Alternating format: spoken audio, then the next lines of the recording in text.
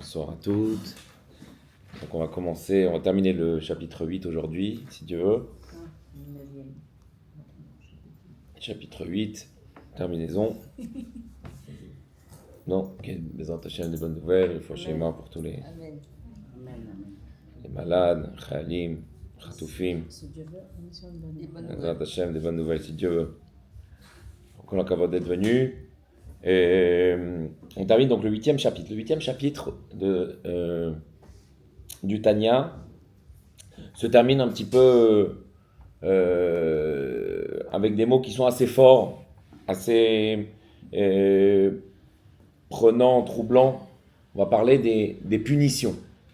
Alors, c'est quelque chose qu'on parle très très peu. Bonsoir. C'est quelque chose qu'on parle très très peu dans la Chassidoute. Dans la Torah, dans la Gemara et tout ça, on peut le retrouver. Quand je parle de punition, on parle bien évidemment de Gehinom. Ce Gehinom qu'on avait dit, comment on le traduit en français, l'enfer. Alors c'est un peu tabou comme sujet parce que on ne sait pas comment l'aborder. Si on l'aborde, ça fait peur. Donc on n'ose plus trop. Si on l'aborde, on dit c'est pas grave. Si on l'aborde, donc ça fait peur. Donc on dit que on ne sait plus si on doit venir ou pas venir. Mais en même temps, je pense que c'est encore un concept et une idée qu'on doit savoir que ça existe. Mais on va l'aborder pas d'une manière très très éthique, moussarique, mais on va l'aborder d'une manière très chassidique. Et vous allez voir que c'est les punitions, en fait, finalement, que le bon Dieu il peut envoyer après que la Neshama est montée de ce monde-ci, donc après 120 ans. Vous allez voir que, en fait, finalement, c'est plus une punition. Et on va l'aborder, on va prendre le temps on va prendre le temps de l'aborder et de comprendre un petit peu quelles sont ces punitions qui nous attendent ou qui nous attendent pas. Mais en tout état de cause, c'est important des fois d'en parler, même si ça fait peur et c'est tabou, mais pour savoir un petit peu qu'est-ce qui nous attend. Et c'est vrai que quand on va à un cours de Torah, on aspire et on espère à ce qu'on parle que du bien, de bonnes choses, de la foi, du bitachon, de la confiance et tout ça. Mais c'est vrai qu'on est là dans une session, dans un cycle de cours. Et Baruch Hashem, il y a des cours qui sont sur des bonnes choses, sur des bonnes idées. Il y a aussi des cours qui sont sur des idées qui sont un peu plus compliquées à entendre et qui peut-être peuvent faire mal aussi. Mais il faut en parler. Alors, dans la Chassidoute, c'est vrai que toutes ces punitions-là, comme on les appelle, Gehinom, il y a d'autres noms de punitions qui sont marqués dans la Torah. On n'en parle pas du tout, presque pas. On peut même, dans le Tanya, on peut le compter sur une seule main, à savoir, peut-être il doit en parler 2-3 fois dans tout le Tanya. Et dans la Chassidoute Rabbah, d'une manière générale, on n'en parle pas du tout. Si vous allez dans d'autres courants, en plus ou moins selon l'éthique du courant, on va en parler ou pas en parler. Si ça va parler du moussar, par exemple, le moussar que vous avez peut-être entendu une fois dans votre vie, le moussar vient du langage de éthique, l'éthique. Donc là-bas, on va en parler énormément. Pourquoi ? Parce que on va plutôt s'adresser à parler plus du mal et comment s'extirper du mal et comment repousser le mal. Alors que le côté chassidique, le côté de la chassidoute, va plus parler de comment faire du bien. Et de cette manière que plus je vais faire du bien, plus je vais être occupé et être busy à faire du bien, je ne vais pas avoir de place à m'occuper du mal. Donc dans la Chassidoute, on n'en parle vraiment, vraiment pas. Pas qu'on n'y croit pas, ça existe, c'est marqué dans la Torah, mais finalement, on ne croit pas à cette croyance de faire les choses, de faire la Torah, de faire les mitzvot, de s'approcher, de se connecter à Hachem, parce qu'on a peur de la punition. Dans ça, non. Et ça, c'est très chassidique comme idée. Pourquoi ? Parce que quand on se rapproche d'Hachem, quand on fait des mitzvot, on étudie la Torah, on se rapproche parce qu'on aime le bon Dieu. On se rapproche parce qu'on a envie de se connecter avec le bon Dieu. On a envie d'avoir une autre vie. On a envie de se transformer, d'être meilleur, d'être une meilleure personne. Donc on n'en parle pas du tout. Seulement dans ce chapitre-là, dans le chapitre 8, on va effectivement en parler, puisqu'il faut en parler, et ça fait partie aussi de la Torah.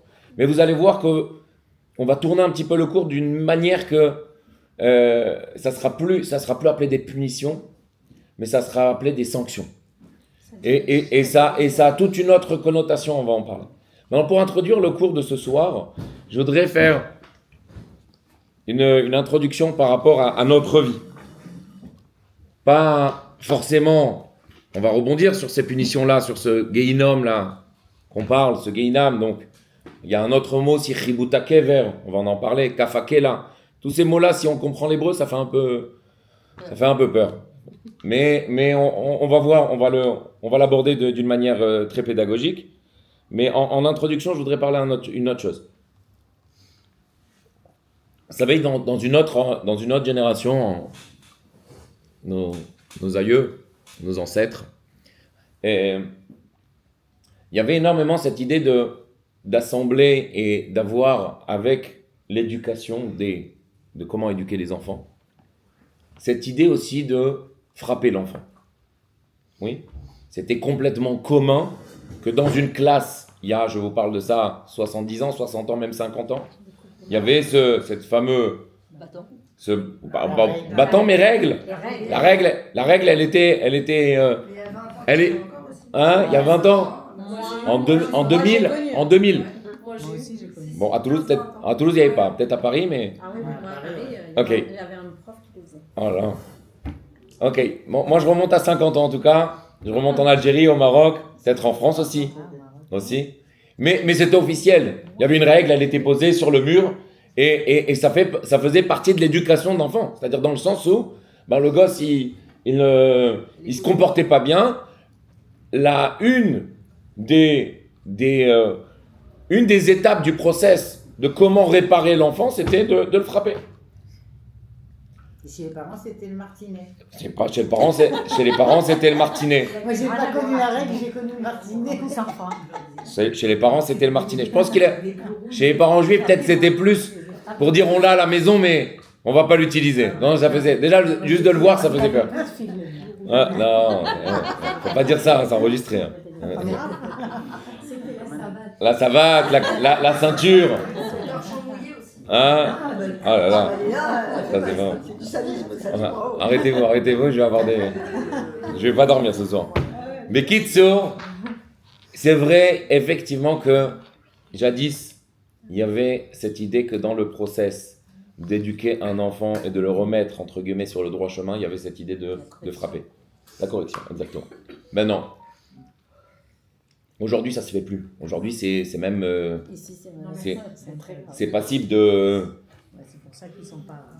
C'est passible d'une peine. Et dans les écoles, à la maison même, si on entend ça, c'est la police de suite. C'est pas aujourd'hui. Aujourd'hui, en tout cas, c'est interdit. C'est vachement interdit. Et pourquoi c'est interdit aujourd'hui ? Parce que vous allez voir que finalement, dans l'éducation juive, ça en parle. Mais aujourd'hui, on va l'aborder d'une manière complètement différente. Shlomo HaMelech dit Choser shifto sonebno. Choser shifto sonebno. C'est marqué dans Michelet. Vous savez, Michelet, c'est un livre de proverbes, très sympa à lire en français. Énormément de proverbes. Il y en a tellement qu'on les oublie. Et Shlomo HaMelech, il dit, Shlomo HaMelech qui était l'homme le plus intelligent du monde, de tous les temps. Shlomo HaMelech, grande figure. Choser shifto sonebno. Ça veut dire quoi ? Ça veut dire, si tu ménages les coups, ça veut dire que tu es ton fils, tu es ton enfant. Si tu ménages les coups, c'est-à-dire que si tu ne donnes pas des coups, tu es ton enfant. Mais haïr. Oh. H-A-I, tu es S. Tous se prendre des tannées en rentrant. Qu'est-ce que Shlomo HaMelech il veut dire ? Est-ce que Shlomo HaMelech, vous pensez une seule seconde que de frapper, c'est l'idée de ce qu'il a voulu dire ? Non. Ce qu'on veut dire ici, c'est que pour éduquer un enfant et le remettre dans le droit chemin s'il y a un mauvais comportement, il va falloir créer des sanctions. Il va falloir créer des peines, des punitions. Et la punition ici, elle est bari. La punition dans l'éducation, il faut savoir que c'est quelque chose de sain. C'est quelque chose qui construit l'enfant. Mais pas avec des coups. Et là, c'est vrai que c'est marqué, Choser shifto, celui qui se ménage des coups. Mais ici, c'est pas des coups. Ici, c'est la sanction. Et la sanction, finalement, on va comprendre que ça va créer des limites. Ça va créer un cadre, une sorte de panneaux à savoir dans quelle direction l'enfant doit aller. L'enfant a besoin de- Un parent qui pense que puisque mon père ou ma mère ou mes enfants, mes grands-parents, je ne sais qui, mon moré, mon professeur m'a donné des coups, moi plus jamais ça. Mon enfant, Ani Fanekoto, je lui donnerai tout dans la bonté, dans le plus, dans le positif. Jamais, jamais je vais lui donner des coups. Ou jamais je vais lui donner une correction ou une sanction. Il faut savoir que cette personne-là, cet enfant-là, il sera à même, à tel point, je vais vous donner un exemple dans la Torah, il sera à tel point capable de ne même plus habiter avec son père ou avec sa mère qui a ce même état d'esprit. C'est-à-dire que de prendre cet enfant-là et de dire, je lui donne tout, même s'il fait des pires choses, pour moi, de donner une correction, ou donner un flic, ou de lui donner une correction, de lui donner des limites, cet enfant-là, il ne pourra jamais aimer comme il faut son père ou sa mère. Alors que l'enfant, même si, de par le fait qu'il n'a pas d'expression concrète dans les mots, même s'il ne le dit pas, il le respire et il le crie, papa et maman, donnez-moi des limites. Papa et maman, faites-moi, j'en supplie, donnez-moi un cadre. Il le crie, il le respire, il le vit. Vous savez pourquoi? Parce qu'un enfant qui n'a pas de correction, il va aller encore plus se comporter mal. Et ça, c'est sa manière à lui de chercher finalement la limite et le panneau de dire stop. Ça va être sa limite, d'une manière inconsciente. Il va la réclamer. Il va le réclamer en fait finalement, d'une manière inconsciente de vouloir toujours aller au plus haut de son défaut, de sa petite... pour dire mettez-moi des limites. Et il le crie. Et donc en fait, et où on voit ça dans la Torah? On voit ça dans la Torah avec Abraham Avinu. Regardez Abraham Avinu. Abraham Avinu, il a attendu combien de temps son fils? Des années 90 ans. 99. Il a attendu, non, Yitzhak. Moi je parle de Ishmaël. Ah. Ishmaël, il a attendu combien de temps un enfant? Il savait très bien que Sarah était stérile. Et donc il ne pouvait pas avoir d'enfant avec Sarah. Donc il a eu un enfant avec une autre, Ishmaël. Mais Abraham, souvenez-vous, Abraham c'est du chesed. C'est que de la positive attitude. C'est que du bien, que du positif. Et donc en fait finalement quand il a reçu Ishmaël, son maître mot dans la tête c'était je vais tout lui donner dans tout. Et même s'il se comporte mal. Et effectivement Abraham il voyait que Ishmaël prenait un filet du mauvais coton et jamais il a donné une correction. Qui c'est qui lui a donné une correction?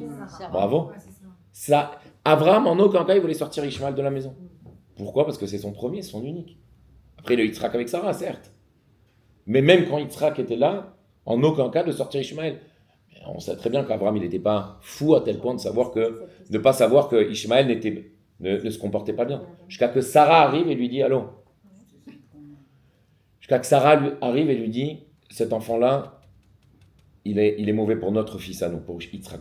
Ou tu le sors ou il se passe quelque chose d'autre. Et lui, Abraham, en aucun cas, jusqu'à que qui c'est qui devait intervenir pour lui dire, sors-le. Hachem, il a dit tout ce que Sarah elle te dira de faire, tu le feras. Et donc il était obligé de sortir Ishmaël. À tel point que Ishmaël, vous voyez très bien de vous-même, que Ishmaël ne pouvait même pas s'entendre avec son père. Il a été sorti complètement. Il a été sorti complètement parce que nos corrections. Il n'y a aucune sanction. Ok?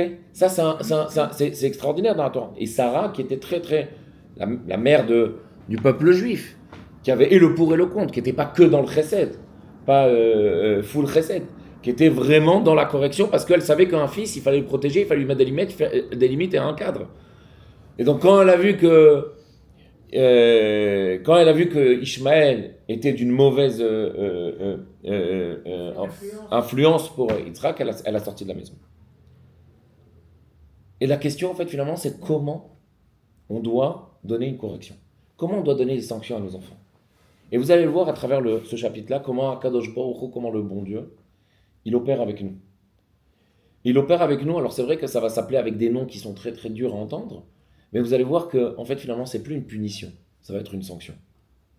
Et cette sanction-là, quand on va comprendre un petit peu l'idée de cette idée, de cette punition-là, on va comprendre comment faire avec nos enfants nous-mêmes. J'ai envie de dire même avec nous-mêmes, de comment se mettre des sanctions de manière autodactique. Madame Pinson, qui est le Babidj de Nice, elle me disait pas le bâton, la carotte. Joliment dit. Donc, il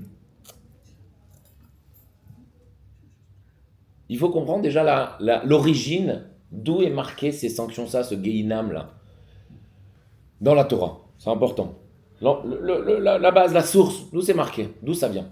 Ça vient donc c'est marqué dans Shmuel 1. Là-bas, il y a une histoire de David Amelech, le roi David, avec Abigail. Ok?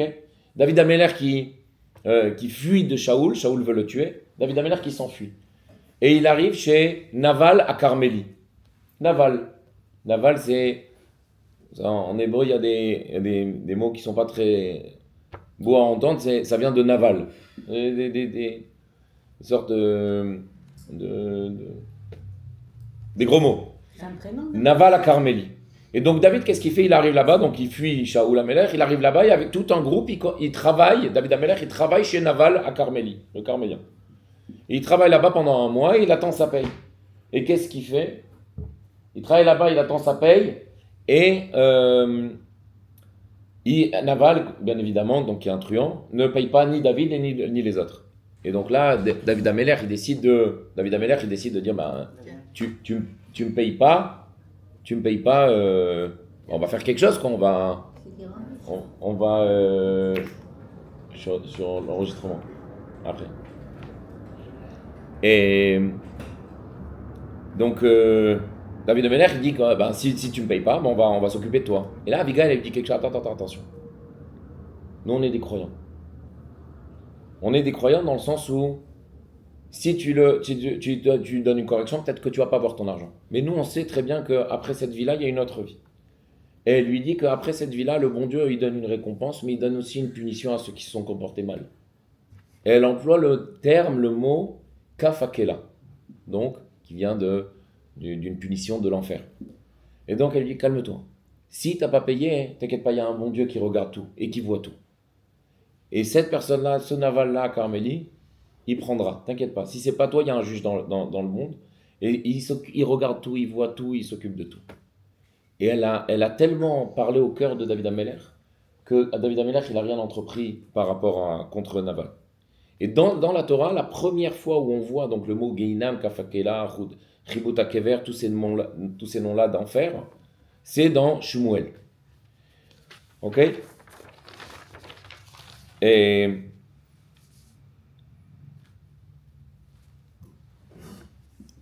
combien de temps, après 120 ans, donc après que la Neshama monte de ce monde-ci, après 120 ans, la Neshama monte, combien de temps dure cette punition s'il y en a? Alors comment ça se passe en haut? Ça se passe que la Neshama, donc l'âme arrive en haut, et il y a un jugement, un grand jugement, où il y a ici plein de juges, dont le bon Dieu, et on juge la personne selon les actions, les efforts qu'elle a eus dans sa vie. Et ce qui se passe, c'est que s'il y a des choses à réparer, et je dis bien réparer, alors on l'envoie pendant un laps de temps dans ce Gehinam-là. Et donc la Torah, elle dit combien de temps ça dure.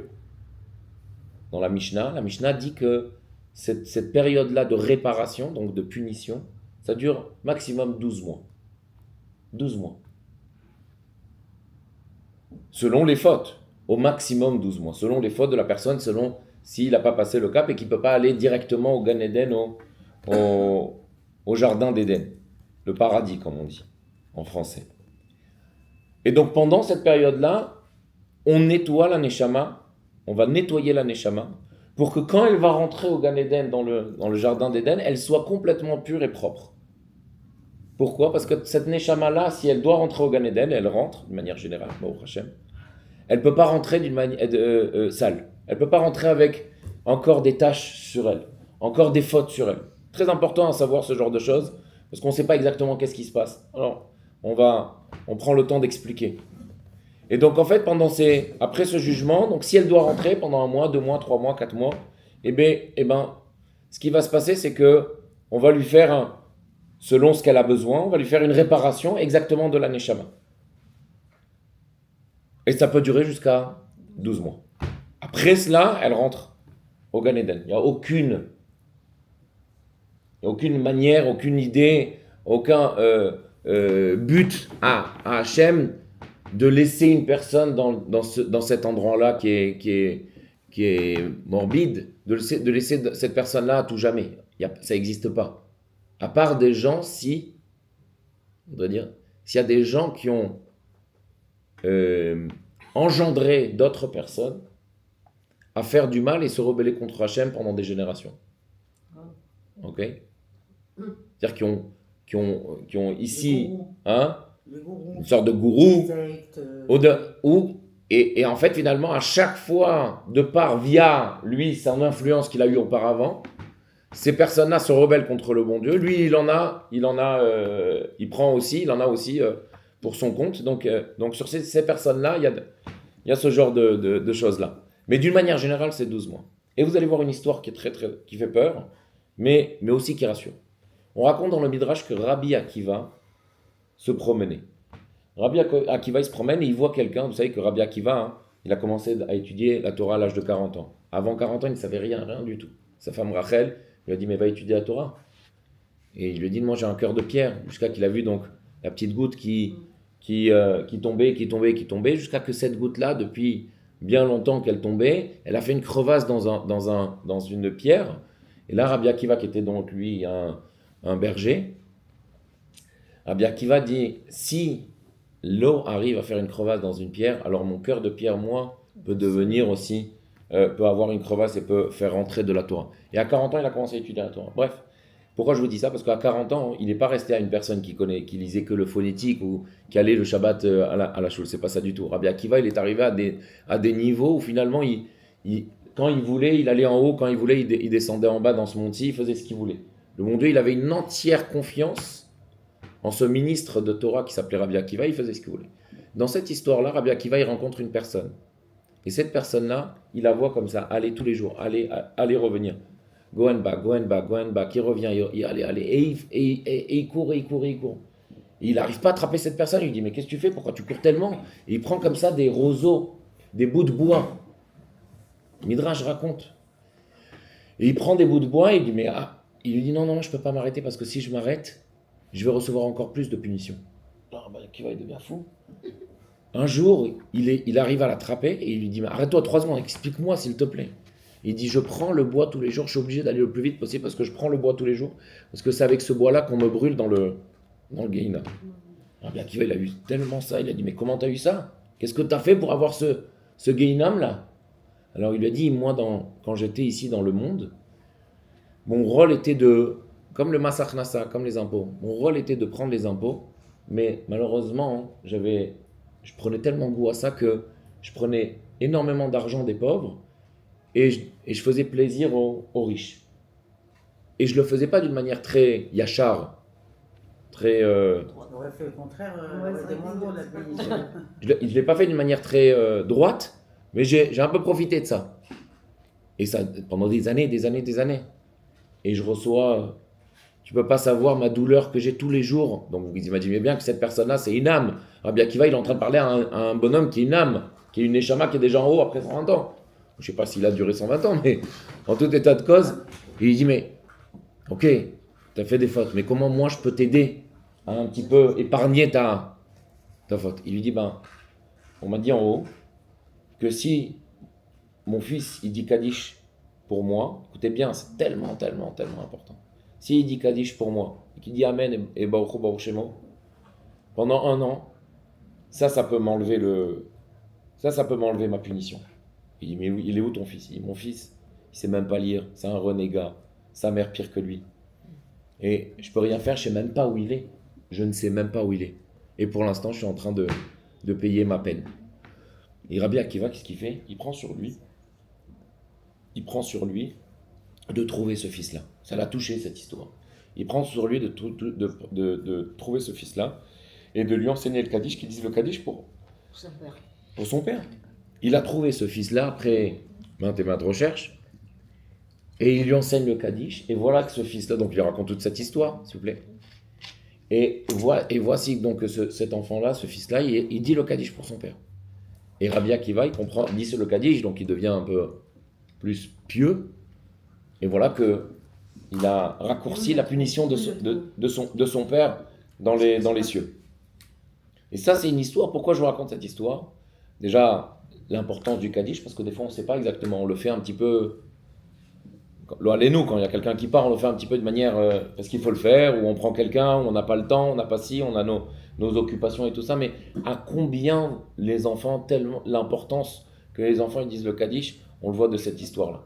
Tout ça pour vous dire que ces réparations-là, certes, c'est des réparations, mais il y a comment aussi les réparer ici dans ce monde-ci avec nos fruits, j'ai envie de dire, nos enfants et nos petits-enfants.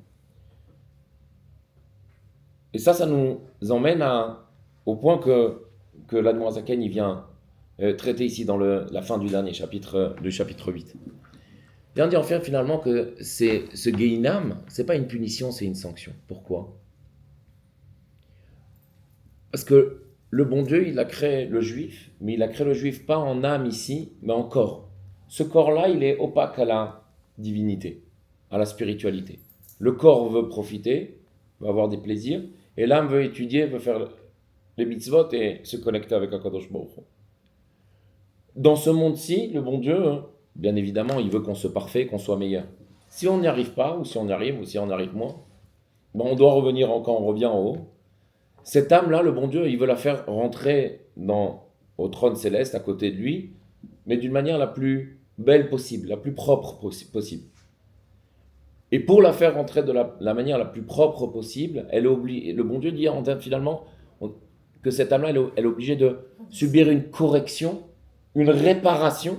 Elle est en train de réparer finalement cette âme-là à travers divers, qu'on va voir de suite, finalement concrètement qu'est-ce que ça veut dire, à travers diverses réparations, que cette âme-là finalement elle va subir pendant ces 12 mois-là, ou peut-être moins, pour rentrer propre et revenir à côté du trône céleste, à côté d'Akadosh Baruch Hu, d'une manière la plus propre et la plus clean possible. Quelles sont ces réparations-là? Quelles sont ces sanctions? Il y en a trois. Il y en a plusieurs, mais une ici, les trois principales, ça va être donc Chibut HaKever. Chibut, ça veut dire frapper en hébreu. Chibut HaKever. Donc on va frapper le kever, la tombe. Ça veut dire quoi? Chibut HaKever, ça veut dire que la personne, l'âme en tout cas, lo alenu velo ala fechad, ça ne nous arrive pas, mais si, il faut en parler puisque c'est marqué dans le Tanya. Chibut HaKever, ça veut dire que le bon Dieu, en fait, finalement, il va créer cette espèce, spirituellement, donc il va créer cette espèce de ta'anouk, de plaisir spirituel infini que l'âme va goûter, donc quand elle est déjà en haut. Et quand elle a tellement goûté à cette divinité qu'elle ne peut plus s'en séparer, le bon Dieu, il a fait redescendre ici en bas et la rentre dans les futilités de sa vie qu'elle a passées. Les futilités les plus grossières, les plus malsaines, que cette même Neshama a vécu dans son corps. Et c'est horrible en fait finalement, c'est ce changement de 100 degrés. Ça fait connaître deux extrêmes. C'est deux extrêmes complètement. Ça, c'est Chibut HaKever. Donc l'âme en fait finalement, elle ressent, concrètement, elle ressent une sorte de bing bang, pas bing bang, de ping pong comme ça dans la tombe. Ça, Chibut HaKever, on en parle par rapport à pourquoi on reçoit Chibut HaKever, et c'est ça toute l'idée du chapitre 8. Alors il dit Chibut HaKever, l'enakoto, pour donc le nettoyer, les taharo pour le purifier, mitumato shekibel, donc de l'impureté qu'il a reçue, be'onaat olam, des plaisirs du monde, veta'anugav, donc des plaisirs matériels, qui n'étaient pas pour Hachem mais étaient pour lui, mitumat klipat nogav et shedim yehudim. Vous vous en souvenez de la semaine dernière qu'on a parlé qu'il faut au maximum sanctifier les choses et ce qu'on mange, pas uniquement de les voir que c'est kasher et de les manger, mais aussi que ça nous aide pour servir Hachem. Donc si on les mange, ou si finalement on a des plaisirs pas pour Hachem, pas pour se parfaire dans le service de Dieu, mais qui a une connotation qui est plus personnelle, donc on a ce genre de choses. Après il va parler de Kafakela. Kafakela, c'est une autre chose qui est un petit peu la même idée, Ou finalement, Kafakela, ça va être aussi une sorte de ping-pong aussi de la Neshama. Et pourquoi il en parle? Il dit que ça va sur les choses qui sont comme, on ne vous avait pas parlé de la Shonara. Donc toutes les choses qu'on aurait pu étudier la Torah, on aurait pu faire des choses qui sont meilleures, et on en a utilisé pour plus parler de choses en vain, ou des choses qui sont peut-être interdites, des choses qui sont vraiment... Et après, la troisième chose qu'on parle, c'est qu'il en parle dans le 8e chapitre, c'est le Gehinnom, s'appelle Gehinnom de Sheleg, de la neige. L'enfer de la neige. Pourquoi il en parle? Il dit que, bref, il y a plein de... Une sorte aussi... Alors, on raconte un exemple sur ça, une sorte de machal pour comprendre. Quand on a un vêtement, et que ce vêtement-là, hein, il est un petit peu sale, qu'est-ce qu'on fait? On le met dans la machine. Dans cette machine-là, vous allez voir que dans la machine à laver, il va y avoir toutes ces trois choses en même temps. Chibut hakever, le vêtement, il va être comme ça dans la machine, il va être frappé de tous les côtés. Kafakela, la même chose. Gehinnom sheleg, c'est quoi? De la neige ou du feu. C'est-à-dire qu'il va ressentir la température qui va être tellement chaude ou tellement froide, ça va l'aider à enlever complètement les taches du vêtement. Et de cette même manière-là, Kadosh Baruch Hu, il fait ça avec la Neshama pour qu'on soit pur et qu'on soit propre. Sinon, on ne peut pas utiliser ce vêtement-là. C'est un petit peu l'idée en fait qu'on a. Mais pourquoi on dit ça? Pourquoi on dit ça? Alors, je vous ai dit que ça fait un petit peu peur. Mais ça donne une direction de vie, je pense. Oh, alors pourquoi on fait ça? Et là, on arrive un petit peu à l'éducation, on reprend l'éducation. Qui c'est qui donne une punition à un enfant? Les parents. Les parents. Une grand-mère, un grand-père, il va donner une punition à un petit-fils? Pas du tout. Pourquoi il va pas donner une punition à un petit-fils C'est pas son rôle. ou à une grand-mère? Pourquoi elle va pas donner? C'est pas que c'est pas son rôle. C'est que ici, l'idée, c'est que celui qui donne la punition, c'est celui qui aime. Et qui aime d'un amour inconditionnel, d'un amour éternel. Une grand-mère, elle a envie d'être gentille. Elle a envie d'avoir cette certaine affection avec le petit-fils. Mais en aucun cas de lui donner une punition. Pourquoi? C'est que les bons côtés. Parce que, oui, exactement, c'est que les bons côtés.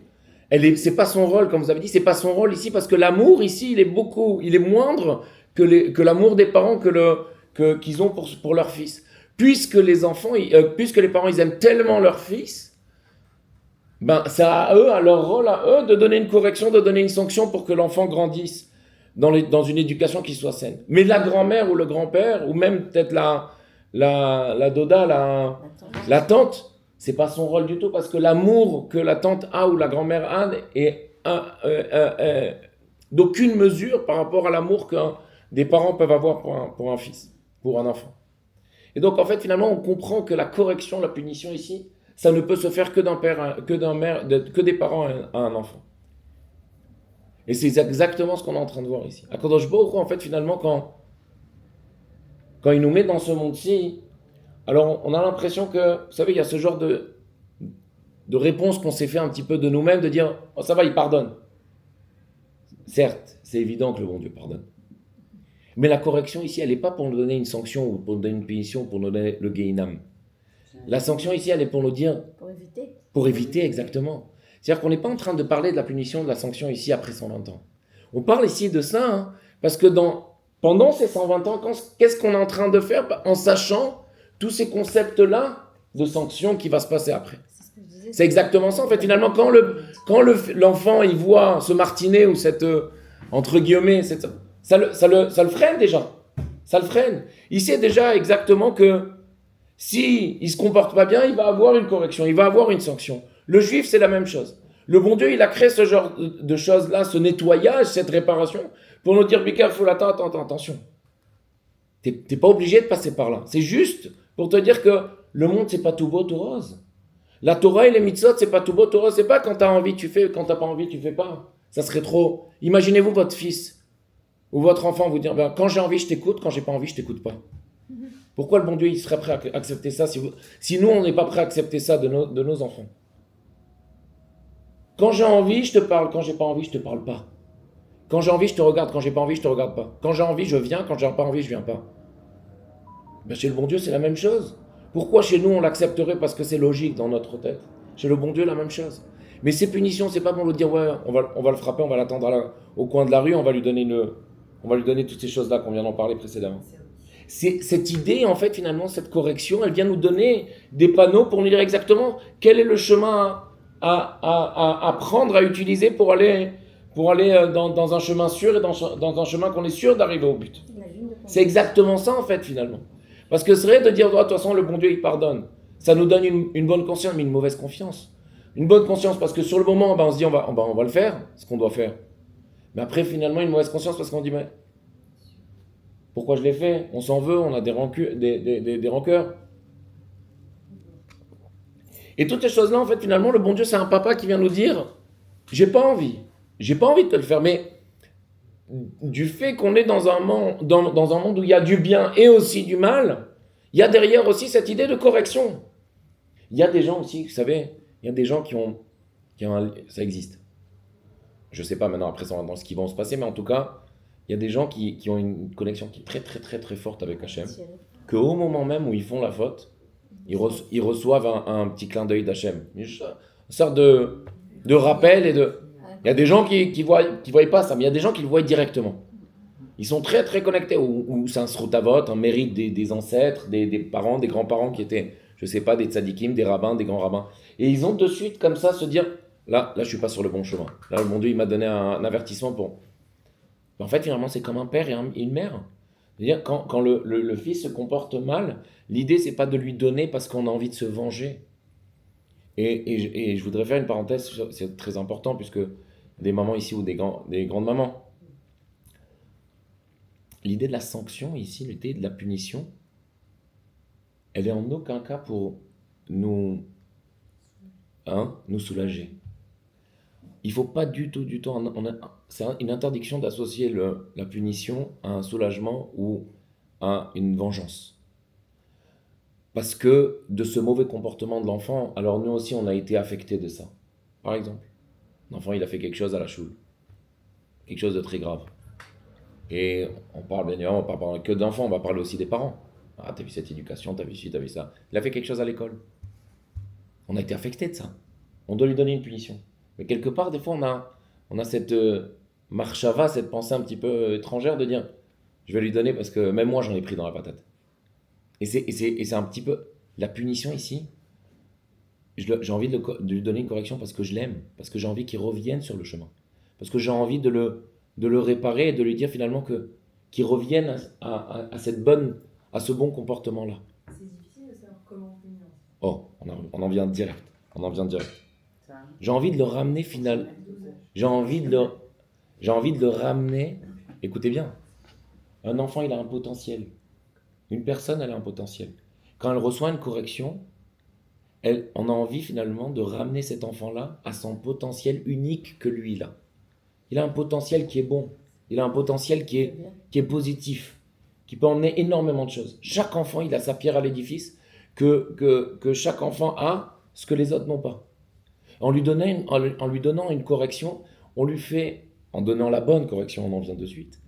Qu'est-ce qu'on fait dévoiler à cet enfant-là? C'est pas pour le punir, ou pour lui de...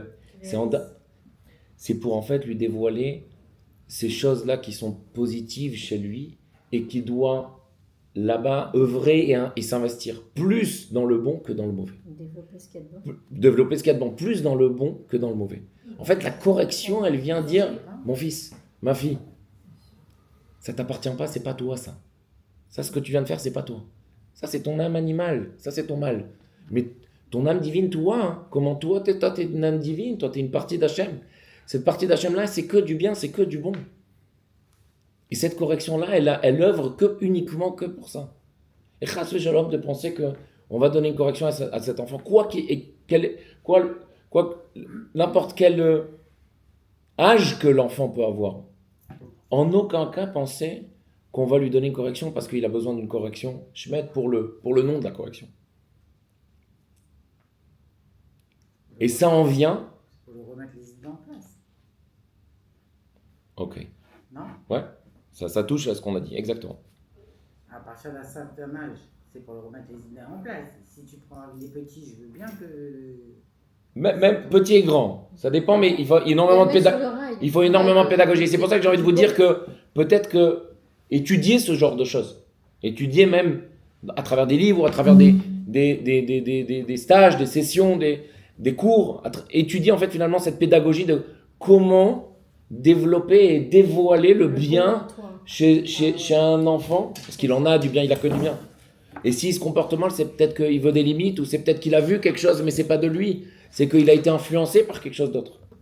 Et là, on va voir exactement ce que le bon Dieu, comment le bon Dieu, il donne une correction.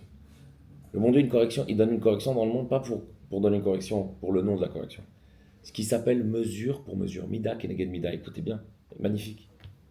Quand on va donner une correction à un enfant, par exemple, il est trop sur l'ordinateur. Le fait qu'il soit trop sur l'ordinateur, on ne va pas lui dire « Ah, parce que tu es trop sur l'ordinateur, ce soir tu ne manges pas, demain tu ne vas pas au tioul. » Quel rapport, what's connection entre eux? Le fait que tu as été trop sur l'ordinateur et demain tu ne vas pas au tioul. Si tu veux lui donner un message, une correction, le réparer, le remettre sur la voie, il faut que ça corresponde à le mauvais comportement avec la correction, avec la sanction. Sinon, tu n'as rien réparé du tout, c'est juste pour le punir. C'est comme quand l'histoire du Rabbi, que quand elle a dit qu'elle a eu un enfant alors qu'elle était Nida, et qu'il lui a dit bravo, la faute, bravo, en enseignant bêta, Nida aux femmes. Bravo, et pas Stam, un truc comme ça sorti de. Le fait qu'il est trop sur l'ordinateur, ok. Tu as été trop sur l'ordinateur, je t'ai appelé une fois, deux fois, trois fois, quatre fois, cinq fois, tu réponds pas parce que tu es trop sur l'ordinateur. Ben demain, tu auras cet ordinateur, mais puisque tu sais pas te gérer, ben tu auras une demi-heure en moins d'ordinateur. Et là, je viendrai l'éteindre. Ça parle plus. C'est en rapport, c'est en proportion avec ce qu'il a eu. C'est en proportion à ce qu'il a vécu. Attends, là, je me suis mal comporté dans ça, donc j'ai reçu dans ça. Un autre exemple. Des enfants qui n'ont pas faim. J'ai pas envie, j'ai pas faim de ça. J'ai pas faim, j'ai pas envie. C'est pas bon.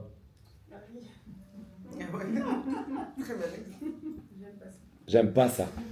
Ça non plus. Ok. 3 heures après, Ben, je comprends que tu es rassasié, donc demain tu n'auras pas de dessert si tu es rassasié en fait. Ouais, ou alors 3 heures après, quand ils vont te demander à manger, tu dis non, il fallait manger à table. Exactement. Si tu es rassasié, je comprends que tu es rassasié parce que tu n'aimes pas ça ou pas t'aimes pas ça, mais tu n'as pas faim. Il sait pas comment exprimer parce qu'il l'aime pas. Ben, je comprends que demain tu n'auras pas de dessert puisque tu es trop rassasié, donc je vais donner juste ta portion qui est nécessaire, mais l'extra tu l'auras pas. Ça c'est un rapport. C'est 1 plus 1. Là, on voit exactement l'idée de... Et ça s'apprend finalement. Ça se cogite, ça réfléchit, on est capable de savoir exactement quoi donner, comment le faire. En fait, finalement, on est dans la forme, encore une fois, je reviens à ça. C'est pas de donner, c'est comment le donner. C'est comment donner cette réparation, cette punition. Des fois, on est tellement énervé, on a envie de donner une punition. Attends, non, ça sert à rien. Ne la donne même pas parce que ça va servir. Tu vas encore plus aggraver le comportement de ton fils, alors vaut mieux que tu te taises. Vaut mieux que tu dises rien. Pour l'instant, à 1 minute... Tu vas voir à droite, à gauche, tu vas prendre un verre d'eau, et après tu reviens et donne quelque chose qui est... Ou vous savez quoi, quand on n'a pas d'idée, il y aura des conséquences à ce que tu as fait. Il y aura des conséquences à ce que tu as fait. Il y aura des conséquences à ce que tu as fait. Ça laisse le temps de réfléchir. Ça laisse le temps de réfléchir, mais il ne faut pas après ne rien donner, parce que les conséquences, ah ça va maman, quand elle dit ça, alors ça veut dire j'aurai rien, donc ça va. Adapter la punition à la faute. Bien sûr, comment Il fait bien sur le moment, non C'est mieux parce que... Mais si on l'a pas sur le moment, qu'est-ce qu'on va faire? S'il devient l'idée, tant mieux. Si on l'a pas sur le moment, qu'est-ce qu'on va faire? Oui, mais on dit que c'est pas bien de punir. Le gosse, il a... On est dans l'attroupement. Ok, tiens-moi la main. Il tient la main 1 minute, 2 minutes, 3 minutes. Il tient plus la main. Le gosse, on le voit plus. Ça, c'est dangereux, ça ouf. Il a pas de téléphone, il a 3 ans, 4 ans, 5 ans. Qu'est-ce qu'on fait? Ça fait 1 heure et t'as envie que tu le retrouves. On le rattrape, mais on a que envie d'avoir des choses qui sont un peu... Ok? Sur le moment, qu'est-ce qu'ils vont faire sur le moment? Qu'est-ce qu'ils vont faire sur le moment? Tellement content de le retrouver. Non, moi, c'est avec Des- qui tu veux faire. Alors là, il y a deux sentiments. On est content de le retrouver, mais je pense que le sentiment On a envie aussi. qui fait surface, ça, c'est que tu vas en prendre une parce que c'est très grave ce que tu as fait. Mais le gosse, il sait pas. Peut-être qu'il sait, mais il sait pas jusqu'à combien c'est grave. Ou il voulait le faire, mais bref, il a vu quelque chose qui l'a tiré, qui est truc. La première chose, c'est si on sait pas, déjà on s'arrête. On l'enlace. Et après, on verra, il y aura des conséquences à ça, c'est sûr. On parlera à la maison. Non, mais en tout cas, ce que je trouve ça bien, c'est que si on adapte une punition à la faute, quoi qu'il arrive, il saura que ça sera en fonction de ce Bien qu'il a sûr. commis. Bien sûr. Ça, c'est sûr. Alors peut-être pas la première punition, mais au bout de la 3e, 4e, 10e, il a compris que s'il fait ça, il aura une conséquence à ça. Et c'est ça D'où on apprend ça? Du bon Dieu, Hachem. Mida, Keneged Mida, mesure pour mesure. Il y a des choses, des sanctions dans la Torah. Bon, on ne va pas en évoquer parce qu'on a fait Baruch Hachem. On s'est rendu quitte de tous les mots un peu. Mais ouais. Mais en tout état de cause, le bon Dieu, il veut en aucun cas faire du mal pour faire du mal aux Juifs, pour faire du mal à son fils. S'il y a une sanction que le bon Dieu prend, c'est mesure pour mesure. Ce que tu as fait de mal, tu vas le payer, mais mesure pour mesure, pas payer. Tu vas avoir une sanction, mais dans la mesure de ce que tu as, conventionnelle à ça. Et une autre idée aussi qui est très importante, puisque notre seul objectif quand on donne une sanction ou une réparation à notre enfant, c'est que ça ne s'arrête pas là. Puisque la sanction, la réparation, la punition, c'est que la première étape du process de le remettre sur le droit chemin. Après, il faut lui montrer à l'enfant, qui est très important.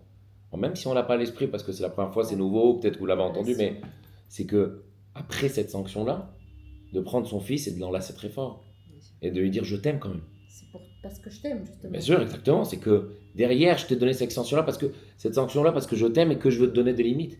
Et que c'est parce que je t'aime tellement que la vie, c'est pas que du chesed, c'est pas que du plus. C'est aussi du plus et du moins. Et ce moins-là, il est là pour te remettre, pour que tu fasses encore plus de plus. Moins et moins, ça fait plus. Donc, l'idée, en fait, finalement, c'est qu'après cette punition-là de l'enfant, il y a l'autre de dire, mais je l'ai fait parce que je t'aime, et je t'enlace, et je t'embrasse. Il y a ce... C'est pas que la punition, on s'arrête là. Non, de toute façon, il a pris une punition, c'est bon, il a pris la tannée. Non. C'est une étape de comment remettre le tuteur à sa place.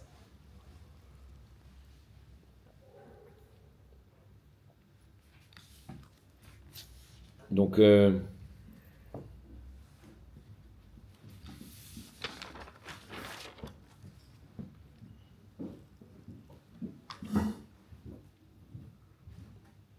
par rapport à ça, et il y a un mot du rabbi qui est très très très très très beau. Vous savez qu'on dit que donner une punition, toujours le bon Dieu il dit smol docha yamin mekarevet. Comment on donne une punition toujours de la gauche? Et pourquoi? Et quand on rapproche, quand on veut enlacer, toujours de la droite. Et le rabbi pose la question, il dit mais pourquoi toujours de la gauche pour sanctionner et de la droite pour enlacer? Il dit que la main gauche, de manière générale, conventionnellement, la gauche c'est la main la plus faible, la moins forte. Quand on doit donner une sanction, on doit le donner pas parce qu'on a de la force ou qu'on montre qu'on est plus, mais parce que on est obligé de le faire. Parce que c'est vrai, c'est une faiblesse. On est obligé de le faire, donc on va le faire, mais on va le faire de manière à 10%, on va pas le faire à 90%. On va le donner parce qu'on est obligé de le faire. On est obligé de le donner en correction. Alors que Yamin Mekarev, quand on doit l'enlacer, on l'enlace à 100%. On l'enlace avec la droite, avec le chesed, avec la bonté. On l'enlace pas avec la rigueur, avec la gauche. On l'enlace parce qu'on l'aime. On enlace une personne parce qu'on va le rapprocher, parce qu'on a envie de donner ce sentiment qu'on ressent à l'autre.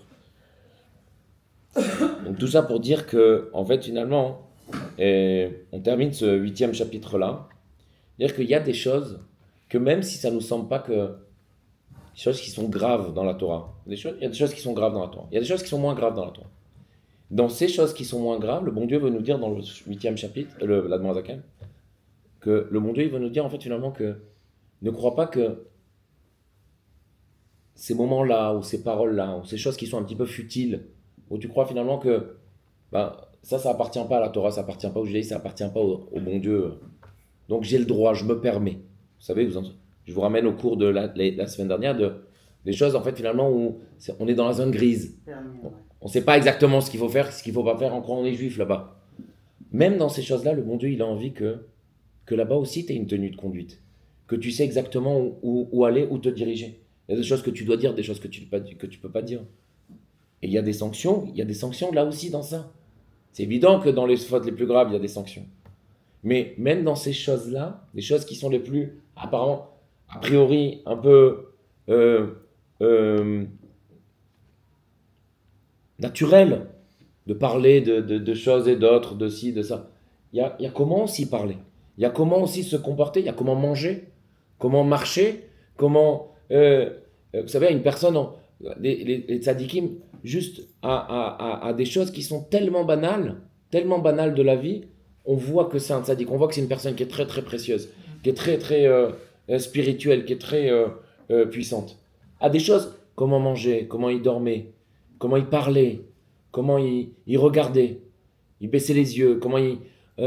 à des choses qui sont... Même dans ça, le bon Dieu nous dit, dans le chapitre 8, l'Admor Hazaken nous dit, que même dans ça, hein, on se doit d'avoir aussi un comportement de sanctification, de sanctifier Hachem, pas uniquement que dans des mitzvot ou dans l'étude de la Torah ou dans des tables de Shabbat, c'est évident, là-bas c'est évident, qu'on doit donner le meilleur de nous-mêmes pour dévoiler notre judaïsme et notre côté juif. Mais même dans des choses qui nous paraissent banales, de dire bon ça va, là je suis au restaurant, qu'est-ce qu'il y a ? Dans tous les actes de Dans ces moments-là, là-bas aussi il y a une responsabilité d'être juif. Là-bas aussi il y a une responsabilité d'être juif. Il y a une responsabilité de se sanctifier, de dire finalement attends, le bon Dieu il me regarde là. Une élégance. Bien sûr, une élégance, il y a une noblesse. Mon Dieu, il me regarde. Mon Dieu, il connaît mes pensées, il connaît mes paroles, il connaît mes actes. Il est là avec moi. Je vous renvoie à l'histoire qu'on avait dit de ce chassid-là, de dire, puisqu'il était chassid du rabbi, il était devant une faute, un péché qu'il devait faire. Il dit, moi, je suis chassid d'Admor Hazaken, je vais faire ça, moi. De par le fait il avait un titre de noblesse, d'être chassid d'un rabbi. Alors, moi, je ne vais pas affecter à ça, je ne vais pas m'arrêter à ça, moi. Et il a pas fait le... Il y a cette idée de dire, moi, je suis le fils de Dieu, moi. Le fils unique d'Hachem. Je vais faire ça, moi, je vais faire ces bêtises-là. Je vais parler de futilité.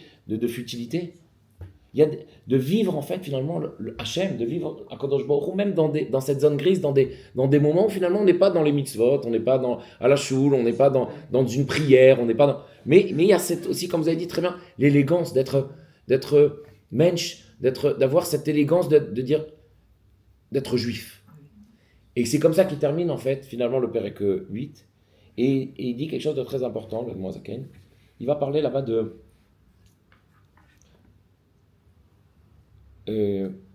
quand un juif étudie les sciences des autres nations. C'est quoi les sciences des autres nations ? Tout ce qui est de la science, la physique, la philosophie, les mathématiques. Il dit que toutes ces choses-là, ça fait partie du monde. Ça fait partie du monde. Alors, dans l'éducation, après, il y a diverses éducations, de l'emmener uniquement qu'à la yeshiva, que dans une école où on apprend Chol et Kodesh, le profane et le Kodesh. Il dit, le fait d'apprendre ces sciences-là des autres nations, c'est un problème. Pourquoi c'est un problème ? Alors, je vais de suite vous arrêter, vous allez me dire, alors quoi, on va pas avoir de médecins dans le monde ? Je vous arrête, de suite. Pourquoi c'est un problème ? Parce que quand on apprend ces sciences-là des autres nations, finalement, ça va affecter l'intellect qui est en nous, l'intellect, le chabad, chokhma binadat, qu'on avait parlé, la sagesse, l'entendement, la réflexion, d'apprendre la philosophie, d'apprendre la science, d'apprendre la physique, d'apprendre les mathématiques, l'astronomie et tout ça. Mais tout ça, ça vient d'Hachem. Et, pourtant. juste termine, après on peut débattre. Ça va toucher l'intellect. Ça va toucher l'intellect. Si ça a un but de parnassa et ça a un but de vie, de but de vie, d'en faire une vocation. Alors ça, l'Admor Hazaken dit, bon, au contraire, puisque le monde, il est matériel et on a besoin aussi d'avoir une parnassa. Donc si quelqu'un veut devenir médecin ou devenir apprendre des études pour être scientifique ou même d'autres choses, maçon, cordonnier, toutes les choses qui ont un rapport avec le monde et pas forcément avec la Torah, pas forcément avec le spirituel. Si ça a une vocation d'avoir un but qui est très précis dans la vie, pourquoi pas ?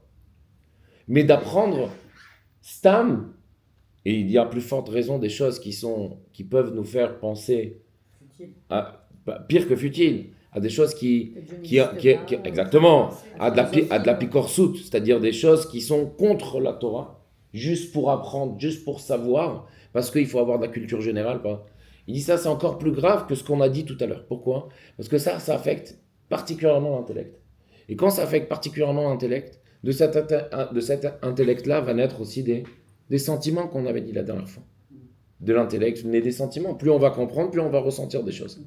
Donc si ça n'a pas un but qui est très très précis dans la vie, d'étudier ce genre de choses, et c'est pour ça que vous allez voir, à l'Yeshiva, on n'apprend que des choses de Kodesh. Parce que l'intellect doit avoir que des choses qui sont saintes. Si la personne doit aussi faire des études pour être médecin, pour avoir une profession libérale, pour avoir n'importe quelle profession, alors certes, il n'y a aucun problème, c'est permis. Comme on le voit, quel exemple il donne à l'Admor Hazaken ? Le Rambam. Le Rambam, il était médecin, astrologue, philosophe, mathématicien. Il a eu toutes les... Vous allez me dire quoi? Alors le Rambam, il s'est planté. Le Ramban, il s'est planté. Il s'est pas planté du tout. Pourquoi? Parce qu'il y a un but ici. C'était quoi le but? C'est à travers ces sciences-là des autres nations de aussi dévoiler la puissance, la grandeur d'Akadosh Baruch Hu. Imaginez-vous un médecin qui est aussi religieux, qui a une barbe et qui fait aussi la... C'est une sanctification énorme du nom de Dieu dans le monde. Quelqu'un qui est avocat, quelqu'un qui a une parnassa, qui est une autre j'ai des professions libérales en tête parce que ça me vient pour parler de science, mais d'autres choses. Quelqu'un qui a une profession et qui est religieux et qu'il vit de ça, il sanctifie le bon Dieu avec ça parce qu'il a une droiture, parce qu'il est droit, parce qu'il le fait d'une manière très très saine, gentille et tout ça. Ça ne fait que sanctifier le nom de Dieu. Mais si c'est d'une manière vaine, stam, pour l'apprendre, il dit que ça c'est un problème. Pourquoi? Parce que ça affecte l'intellect. Et l'intellect, il faut le garder pour... Comment? Le Rabbi aussi, il a appris des études, exactement. Il était ingénieur dans la construction. Ouais. Si ça... Stam pour affecter l'intellect, c'est pas bon du tout. Pas bon du tout. Et c'est pour ça qu'il ramène à la fin le Rambam. Le Rambam, il dit que tout son but d'être mathématicien, philosophe, médecin, c'est le médecin du roi de Paro en Égypte, il y a 1200 ans. Pourquoi? Parce qu'à travers lui, on voyait vraiment la grandeur du Dieu du peuple juif. Et c'est pour ça, on a finalement, pourquoi? Parce que cet intellect-là, il doit rester pur pour des choses qui sont saines, pour des choses qui sont saintes, pour des choses qui sont spirituelles et qui sont divines. Et c'est pour ça qu'il faut faire très attention à quoi entendre, quoi parler, comment parler, quoi étudier. Toutes ces choses-là qui sont... Donc, Bezrat Hashem, qu'on ait énormément de Hatzlacha dans l'éducation de nos enfants, puisque c'est les garants de la Torah. Le bon Dieu, il a choisi d'Afka les enfants pour la Torah. Et que ces paroles-là, même si c'était des choses qui sont un peu dures, hein, il faut des fois en parler.